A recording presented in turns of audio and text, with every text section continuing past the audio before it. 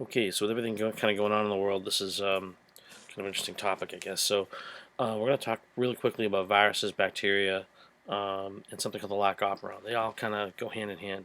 So a lot of our understanding of genetics and how genes are turned on and off, and how proteins are made, and how DNA makes proteins. A lot of it comes from microscopic stuff, so bacteria and viruses. So I'm gonna zip through this a little bit. I apologize for the content.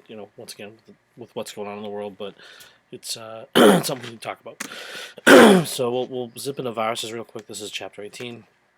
So here are some pictures. Kind of gross, I know. We have Kaposi sarcoma, which are the lesions found in HIV patients. Um, these are oral herpes. I think this is elephantiasis, warts and corns. Kind of gross, I know. So anyway, viruses. We actually had this conversation in class about the lytic and lysogenic cycle.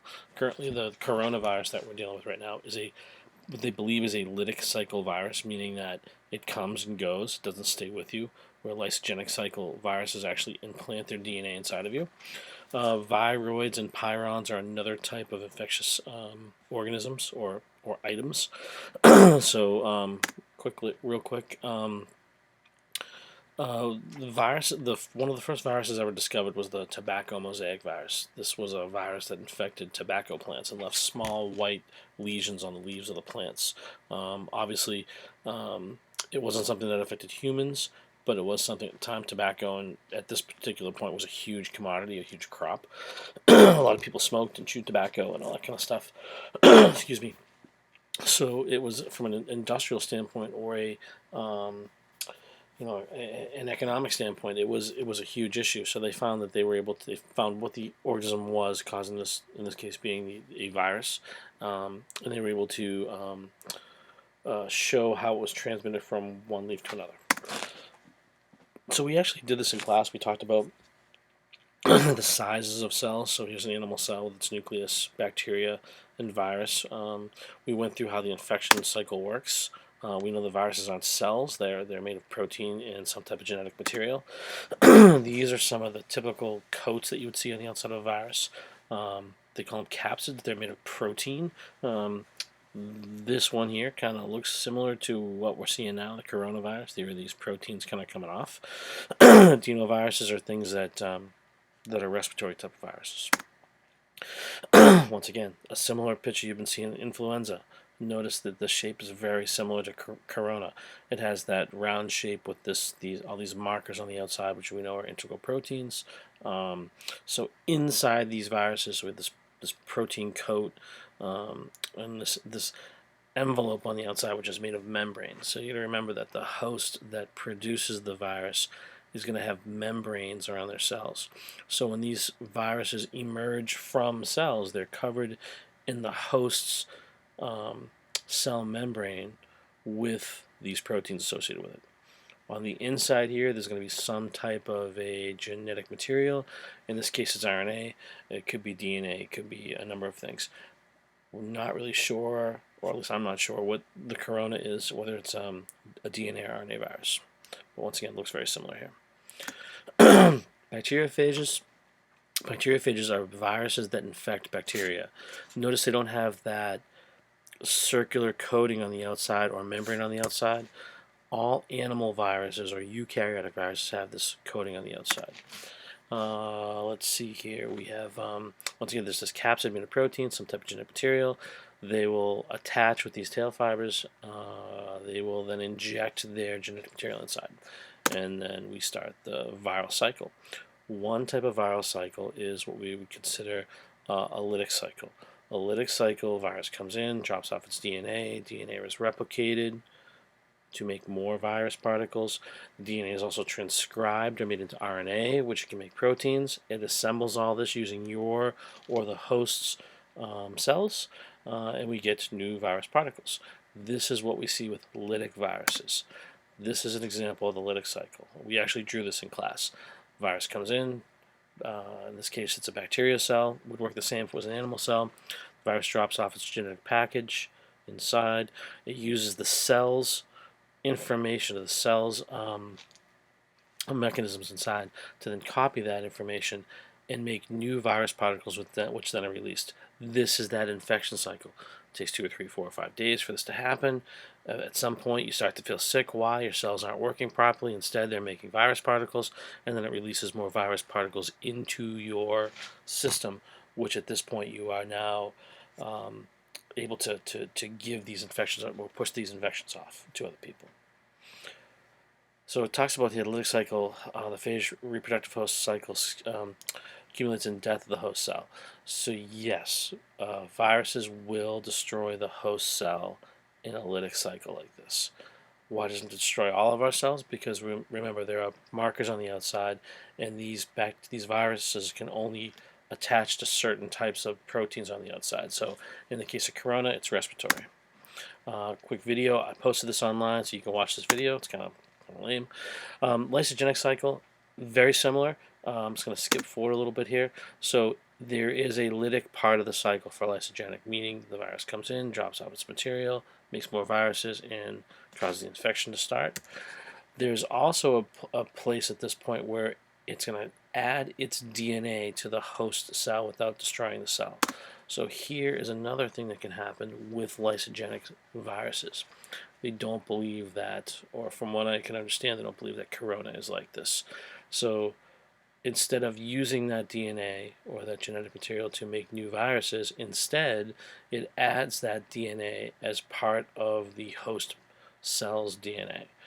We know that HIV and other human diseases like herpes, smallpox, all kind of work this way. So the bacteria, in this case it's a bacteria, but it would be the same as if it was an animal or plant cell. Instead of just copying through binary fission, we would go through prophase, metaphase, anaphase, telophase, cytokinesis, so mitosis. And then now we have two cells that are infected with this bacteria. When stressed, those cells can then go through the lytic cycle and produce more offspring of viruses, if you will. Another, once again, video, post this online if you want to take a look. Great. Hopefully you come up with some questions for us. Okay, animal viruses. So here are some of the, I'm going to have to add some new ones to this, but these are some of the animal viruses that are out there. The human papilloma, or papo, which is a human papilloma virus, herpes, simplex 1, 2, pox viruses such as smallpox, cowpox, chickenpox are all double-stranded DNA viruses, meaning that the genetic material inside these are double-stranded DNA. I'm making the assumption that with what we have going on now, scientists are looking at what kind of virus this is. Is it a double-stranded DNA? Is it a single-stranded DNA? Is it a double-stranded RNA or single-stranded RNA virus? So there's many, many options here. So here's some examples of our they call them retroviruses because they're backwards, meaning that they have RNA as their genetic material. So here we have a double-stranded DS RNA retrovirus, such as diarrhea would be something like that. So if you had like the stomach bug, so instead of dropping off DNA, it drops off RNA, and it can go right to making proteins right away, or it can go in and copy the RNA reverse in a reverse mechanism using something called reverse transcriptase, so we can go from RNA to DNA. Totally something we could talk about hopefully when we get back to school. So then there's single-stranded RNA. This one works just like mRNA. So this is a relatively quick virus. It comes in, drops off the messenger RNA. That messenger RNA makes proteins, and then you then get sick from the proteins made by the viral infection. Single-stranded RNA, template mRNA. This is another one. So notice there's cold viruses. So it makes me wonder if corona is in the same type of setup here. Another single-strand RNA is HIV. Get that out of the way there. So in this case, in addition to carrying the RNA, it also carries an enzyme called reverse transcriptase. And what happens with in the sense of HIV, the RNA gets dropped in. It takes that RNA, makes a template of DNA, so it goes in reverse, makes DNA. That DNA can then now make RNA, which can make proteins. It can also be copied and spliced into your own genome. This is a great video. We've watched this in class before. It might be worth taking a look. How we get the flu. It's also how respiratory diseases are transmitted. So it's interesting. All right. This shows HIV doing its thing. HIV video. You can take a look at that. Okay. Viroids and prions. Viroids and prions are other types of infectious particles. Mad cow disease, for example, is caused by a prion. prion is an infectious protein that's folded the wrong way, that then if you consume those proteins as part of your diet, it can actually cause your proteins to be misshapen and infected. In this case, the ones we know, like for example, mad cow has an issue with the brain. Obviously, viroids, they're basically pieces of RNA or DNA. Use the term naked, meaning that they don't have a cell membrane around them, they don't have a protein package around them. Tends to be more in plants. You find these issues with plants where plants have those plasmodesmata, or small holes that go from plant cell to plant cell. Makes it very simple for this to be an infectious particle in plants, not so much in humans. So once again, prions might be kind of an interesting thing to Google at some point. So prions, what happen is they're proteins that are misshapen, and these proteins can then cause other proteins to be misshapen, and then you have many proteins that are misshapen, which then shows some type of symptomatic impact. So treatments, we're trying to come up with a virus and a vaccine for COVID-19. They're probably a year and a half away from it, I'm sure. Part of that has to do with the clinical trials. If you've watched a lot of the news conferences that have gone on, you have science people in the background saying that, hey, this is not, this may or may not be a quick fix or a cure. More so the fact that they're looking to make sure that whatever that's put out from, from pharmaceutical companies or research labs, that it actually physically does work and that there are no side effects. There are drugs that you can take. They're antivirals that actually help interfere with how the viruses work. One, for example, is AZT. AZT is a antiviral that's used for HIV patients, and what it does is it interrupts the ability of the HIV virus to then copy the RNA to DNA and then implant it into your own cells. So this is one of those things you'd have to know. If you had a risky lifestyle, let's say, might be something you might take as like a prophylactic or something that you do before. So once again, if you have questions, these are things we can talk more about when we have our face-to-face. Emergent viruses. This is I think I think what you're seeing now happening in the world. This is probably I hate to say the new normal, but I think this is kind of the new normal. If you look at the last 20 years, the number of emergent viruses that have come out, whether it be Zika, Ebola, hemorrhagic fevers, we've had Eastern equine encephalitis. I mean, you can probably, if you look around the world, SARS is another one. You can look around the world and see that there have probably been 10 to 15, maybe even 20 new viruses that have been that we've seen emerge in the most recent years. Part of it has to do with population. The more people you have, the tighter people are forced to live together. The more we mess with the food system, the more we mess with the drugs that we use to treat viruses or treat bacterial infections. All of these things are going to increase the number of, global warming plays a part in this, in the sense that, warmer areas, you can have, more infection. It's places for these things to live.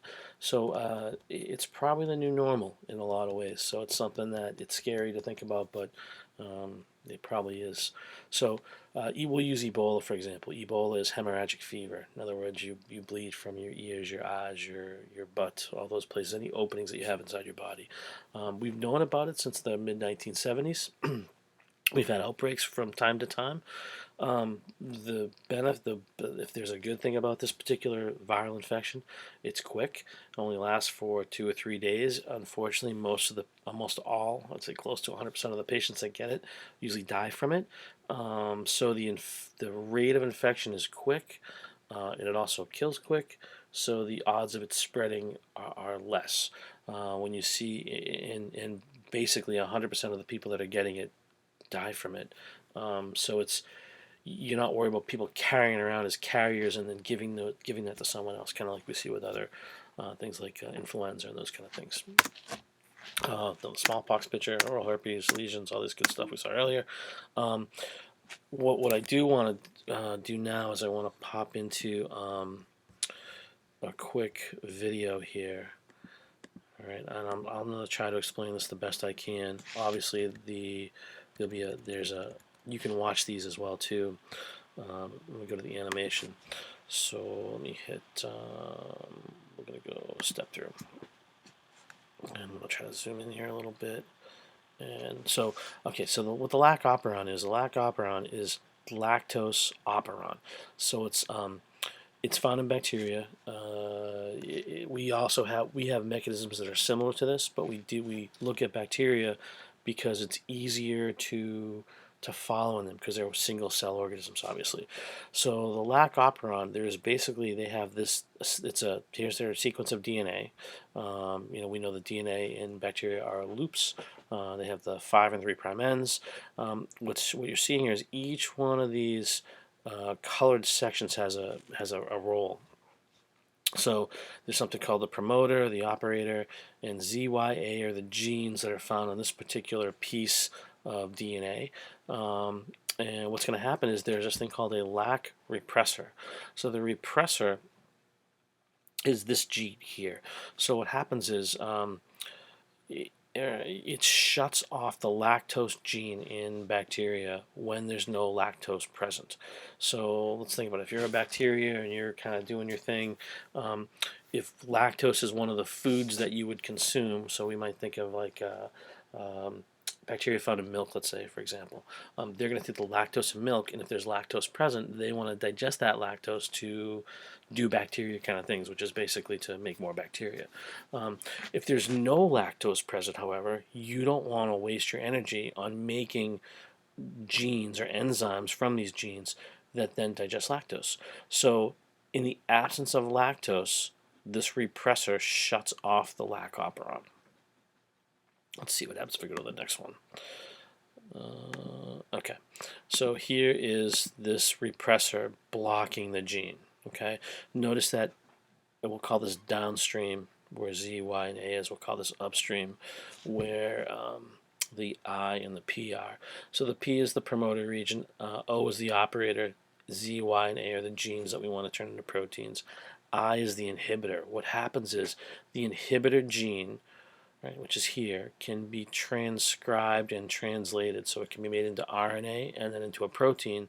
The resulting protein is this thing here. This particular protein binds to the operator, or the part of the gene that says start here, and doesn't allow the lactose genes to be made. Why? Because there's no lactose. So RNA polymerase tries to move down here. It gets blocked by this repressor. Once again, works similar in humans as well too. So if the RNA polymerase can't move down the DNA, it's not going to copy DNA into RNA. So no RNA, no proteins, no way to digest lactose. So when lactose is present, one of the things that lactose does is it changes the shape of the protein that is the inhibitor. So notice the inhibitor can still be made. Right? So DNA can be the RNA, can make a protein and still make this inhibitor. But if there's lactose present, with a shape difference, a little fork here and then kind of a twisted fork here, it's not able to bind to the operator portion of the gene. So the promoter, start here, operator, on-off switch, and then we have the gene that's going to be produced. So once again, here we go, can't bind. So now, when RNA polymerase comes in, lactose is present, right? It shuts off the repressor. RNA polymerase comes in, it's going to make the mRNA to make the Z, Y, and A gene. These Z, Y, and A genes, or the mRNA, will be translated into a protein. The protein's job is to digest lactose so that the cell can use the lactose for energy. When the lactose is gone, I hope you figured this out already, that this repressor, this gene here, or this protein that has been shut off by lactose, turns back on. When it turns back on, this is what happens. It blocks the signal. Okay, so once again, LAC operon, pretty straightforward. It has these parts. There's some type of repressor protein, okay, that shuts it off. There's a promoter, there's an operator, which is the on-off switch. There are then the genes required by this. There's also one called the trip operon. It deals with tryptophan. So once again, no lactose. The repressor is going to block once again, it's made by this gene here. So the I gene makes this particular protein. It's gonna block the ability for RNA polymerase to make the lactase or these enzymes that deal with lactose.